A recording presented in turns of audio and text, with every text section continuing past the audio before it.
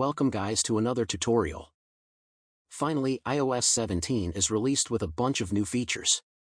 The interesting one is about live stickers. Live stickers are an evolution of the tap and lift photo feature introduced in iOS 16, which lets you cut out the backgrounds of photos and live photos. The new iOS 17 feature lets you add effects to the cutout images and store the stickers in the new app drawer in Messages. Here's how you can take your pictures and make them into stickers to send in Messages. Open your Messages on your iPhone. Go into any text conversation and tap the plus sign next to the text field. Tap Stickers.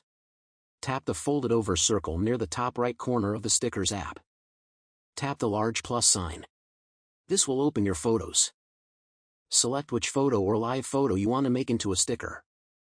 Your iPhone will automatically cut the background from the photo. If you're happy with the sticker, tap Add Sticker in the bottom right corner of your screen.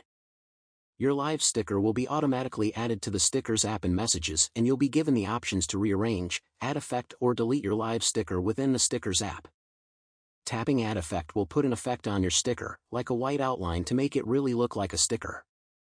Apple says that you can use your new live sticker anywhere you can access emoji, including in other apps and between other Apple devices that aren't running iOS 17.